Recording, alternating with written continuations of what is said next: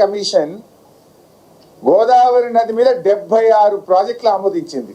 మరి నీటి కేటాయింపులు లేకపోతే 76 ప్రాజెక్టులను సిడబ్ల్యూసి ఎట్లా క్లియరెన్స్ ఇచ్చింది? మహారాష్ట్ర కానీ, మధ్యప్రదేశ్ కానీ, ఆంధ్రప్రదేశ్ కానీ 76 ప్రాజెక్టులకు సిడబ్ల్యూసి ఎట్లా క్లియరెన్స్ ఇచ్చింది? అంటే నీటి కేటాయింపులు సబ్ బేసిన్ వైజ్ స్పష్టంగా బచావత్ ట్రిబ్యునల్ గోదావరి మీద ఇచ్చింది. దానికి కూడా నేను ఆధారం చూపిస్తా. మహారాష్ట్ర, మధ్యప్రదేశ్, కర్ణాటక, ఛత్తీస్గఢ్, ఒరిస్సా, ఆంధ్రప్రదేశ్ ఏ రాష్ట్రానికి ఎన్ని నీళ్లు కేటాయించిండ్రు అనేది ఆనాడు 1980లో బచావత్ అవార్డు గోదావరి నది మీద సబ్ బేసిన్ వైజ్ రాష్ట్రాల వారీగా నీటి పంపిణీ చేసింది. కనుకనే సెంట్రల్ వాటర్ కమిషన్ 76 ప్రాజెక్టులను ఇప్పటి వరకు గోదావరి నది మీద అనుమతులు ఇచ్చింది. అంటే ఇక్కడ ఏమర్థమవుతుంది మనకు? రేవంత్ రెడ్డి అండ చూసుకొని ఆంధ్రప్రదేశ్ రెచ్చిపోతుంది. అసలు అంత ధైర్యం ఎక్కడిది? అసలు ఆంధ్రప్రదేశ్ ఎట్లా మాట్లాడుతుంది గోదావరిలో నీటి కేటాయింపులు లేవని? అంటే ఇక్కడ మాకు మా ఏజెంట్, ఆంధ్రప్రదేశ్ ఏజెంట్ రేవంత్ రెడ్డి ఉన్నాడు, ఏం మాట్లాడినా చెల్లుతుందని చెప్పి అలా ఆంధ్రప్రదేశ్ రెచ్చిపోతా ఉంది. అంటే ఇలా ట్రిబ్యునల్ను ధిక్కరించడం అంటే రాజ్యాంగాన్ని ధిక్కరించడమే, తెలంగాణ నీటి హక్కులను కాలరాయడమే. ఈ చేతగాని ముఖ్యమంత్రి చర్యల వల్ల ఇవాళ రాష్ట్రానికి నష్టం జరుగుతూ ఉంది. ఇది నేను చెప్తున్నది లైవ్ ఎగ్జాంపుల్. ఇది అసలు గోదావరిలో మన నీటి హక్కులను కాలరాసే విధంగా మినిట్స్ వస్తే ఎందుకు ఈ ముఖ్యమంత్రి మౌనంగా ఉన్నాడు? అయితే నిజంగా నీటి హక్కులు ఉన్నాయా లేవా? నేను ఇంకా 2 మంచి పాయింట్స్ చూపిస్తాను మీకు.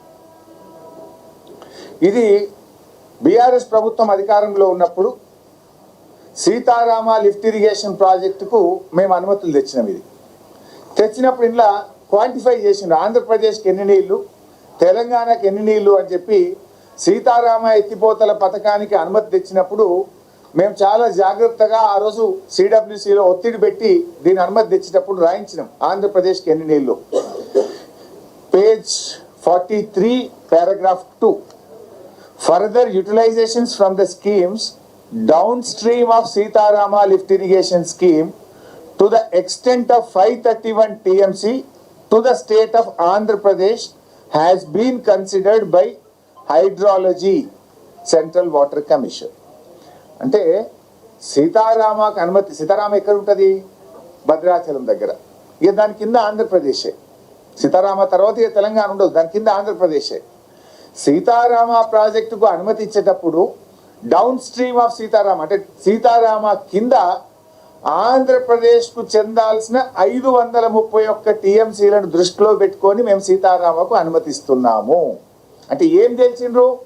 ఆంధ్రప్రదేశ్కు 531 అని సెంట్రల్ వాటర్ కమిషన్ తేల్చిందా? ఇంకా ఇదే లెటర్లో last, as planned utilisations from the project is much below the 75% dependable net yield at project site and downstream sanction utilizations have been duly taken care of. Therefore, in accordance with the said guidelines for examination of projects, the consolidated DPR of Sitarama lift irrigation project, Seethamma Sagar multi-purpose project is acceptable from interstate angle for total utilization of 67 TMC. అంటే ఇది ఇంత స్పష్టంగా వాళ్ళు ఏం చెప్పిండ్రు?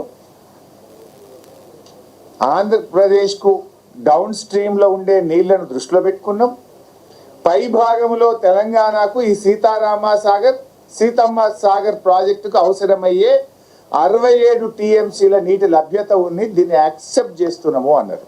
మరి నీటి కేటాయింపులో లేకపోతే ఇదే సెంట్రల్ వాటర్ కమిషన్ చెప్పింది కదా, జిఆర్ఎంబి అనేది part of central water commission. Central water commission ఆంధ్రప్రదేశ్కు 531 అని తేల్చింది. తేల్చి మన 968 మనకు తెలంగాణకు సబ్ బేసిన్ వైజ్ కేటాయింపుల్లో భాగంగా 968 టీఎంసీలు తెలంగాణకు ఉన్నాయి. దాంట్లో ఈ 67 టీఎంసీలు సీతమ్మ సాగర్ ప్రాజెక్టుకు కేటాయిస్తున్నాము అని సెంట్రల్ వాటర్ కమిషన్ ఇచ్చిన ఆర్డర్. ఇంకొక ఇంట్రెస్టింగ్ అండ్ ఇంపార్టెంట్ డాక్యుమెంట్ కూడా మీ ముందు పెట్టా.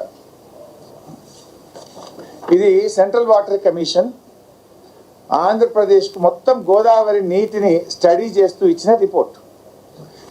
ఇక్కడ ఏమంటారు జిఆర్ఎం బోర్డు అసలు నీటి కేటాయింపులే చేయలే బచావత్ ట్రిబ్యునల్ అంటున్నారు. బట్ ఇది సెంట్రల్ వాటర్